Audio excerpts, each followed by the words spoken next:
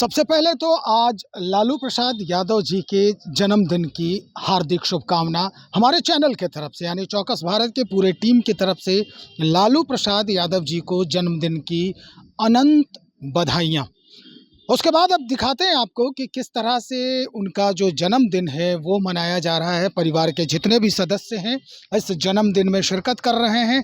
रात के 12 बजे, जैसे ही 12 बजे उसके बाद केक कटा और राबड़ी देवी जी, तेजस्वी यादव, तेज प्रताप यादव जी और जितनी भी तेजस्वी जी की बहनें हैं, करीब करीब एक दो को छोड़कर वहाँ पर उपलब्ध हैं, मौजूद हैं। तेजस्वी जी की पत्नी भी वहाँ मौजूद हैं, उनकी पोती भी मौजूद है। स्थितियां जो भी है हम विजुअल के माध्यम से दिखा रहे हैं। एक तस्वीर और भी है जिसमें हम आपको दिखा रहे हैं कि किस तरह से तेज प्रताप यानी कि लालू प्रसाद यादव के जो बड़े बेटे हैं तेज प्रताप यादव, वो उनसे आशीर्वाद लेने और उन्हें शुभकामना प्रेषित करने पहुंचे हैं। तस्वीरों में साफ देख सकते हैं।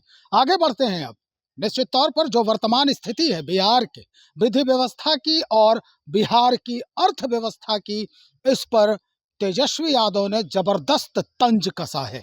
क्या कहा है? जैसे ही वो दिल्ली से पटना पहुंचते हैं एयरपोर्ट पे, उन्होंने कड़े रूप से, कड़े शब्दों में तंज कसा है। हम सुनवा रहे हैं आपको, क्या कह रहे हैं तेजस्वी यादव। देखिए, हमको पूरा विश्वास था कि सम्राट चौधरी अगर मुख्यमंत्री भी बनेंगे तो उनके सोच में कोई परिवर्तन होने वाला नहीं है। और आपको हमने पहले भी बताया था, सम्राट चौधरी जी का जो भी निर्णय हो, जो भी उनके मुद्दे हो, वो हमारे मुद्दे नहीं है।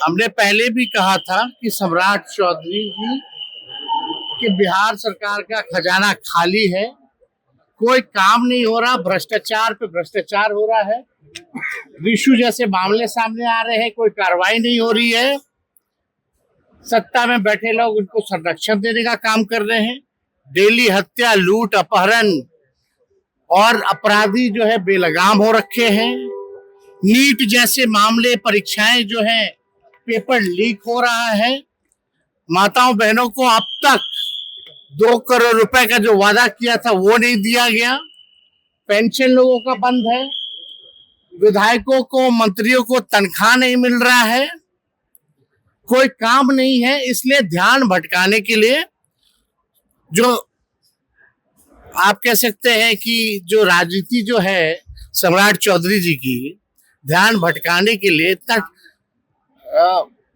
सोच है कि सुरक्षा ले लो, उस पर चर्चा कराओ। राबड़ी देवी जी के स्टेटस में 2005 के बाद से अब तक कोई बदलाव नहीं हुआ है, तो अचानक से 10 नंबर ही बंगला क्यों? जो हमें जो बंगला अलॉट किया गया वही क्यों नहीं अलॉट कर दिया गया मंत्रियों को? तो ये केवल न्यूज मीडिया में मैनेजमेंट बनाने के लिए, क्योंकि इनकी सरकार के पास पैसा नहीं है और ना इनमें विल पावर है कोई काम करने की। सम्राट चौधरी चीफ मिनिस्टर नहीं है, वो चीफ मिनिस्टर है, ये बात आप समझ लीजिए। He is not a chief minister, he is a chief minister. तो चीप राजनीति, नकारात्मक राजनीति और छोटी सोच के साथ, एक घृणा भाव के साथ वो राजनीति कर रहे। हम लोगों के लिए ना सुरक्षा मुद्दा है, ना घर मुद्दा है, और किसी के वजह से हम लोगों को नहीं मिला। हम नेता विरोधी दल है इसलिए हमको मिला था घर, अभी भी है।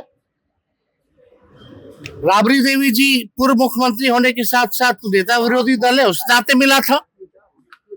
लेकिन जो 5 नंबर भी ले लेना हो, सेंट्रल से भी सुरक्षा ले रहा हो, वो बड़ी बड़ी बातें क्या करेंगे लोग? रेवड़िया जैसे है वैसे ये लोग सुरक्षा बांट रहे हैं जिसको तिसको। खैर, इस पे हमको कोई टिप्पा टिप्पणी नहीं करना। किन किन लोगों का बंगला नहीं है यहाँ, जिसका कोई क्राइटेरिया नहीं बनता, जो एलिजिबल नहीं है, उसको भी घर दे रखा है लोग। तो ये सम्राट चौधरी केवल ध्यान भटकाने के लिए। भाई, महंगाई इतनी ज्यादा हो गई, गैस की कीमतें बढ़ रही हैं, पेट्रोल डीजल की कीमतें बढ़ रही है, इस पे आप लोग बात कीजिए, बेरोजगारी पे बात कीजिए। तो इस पे कभी भी कोई भी बयान दिया गया है? कोई बयान नहीं दिया गया। पाताल से अपराधी को ढूंढ लाएंगे, बालिका गृह मुजफ्फरपुर वाले को पहले टांगो ना भाई, कौन रोके हुए है? सृजन घोटाले वाले को टांगो ना, तुम क्यों नहीं टांग रहे हो? और ये जो रिशु का जो मामला है, इसमें कितने लोग अधिकारी लोग फंसे हुए हैं, कौन बचा रहा है? क्या कार्रवाई हो रही है? क्यों नहीं टांग रहे हैं ये लोग? ये राज्य सरकार केवल बचाव कर रही है अपराधियों का, तो इसलिए चीफ मिनिस्टर से कोई उम्मीद नहीं है। बिहार सबसे गरीब राज्य है, आज के डेट में भी बिहार को अव्वल राज्यों में ले जाने के लिए इनके पास कोई विजन नहीं है, कोई रोड मैप नहीं है। क्या मतलब भाई, हमारी सुरक्षा और कुछ हमें कोई जरूरत नहीं है। आप ले जाइए, आप रखिए, अपने पास रखिए, कोई मतलब नहीं है सुरक्षा की। बिहार की जनता है, देख रही है। और ये इनको अगर लगता है कि बिहार बहुत सुरक्षित राज्य है, तो पहले माताएं बहनों की रक्षा तो करें। बच्चियों के साथ गैंग रेप हो रहा है, दिन दहाड़े पटना में गोलियां चलती हैं, किसी पे कार्रवाई नहीं होता है।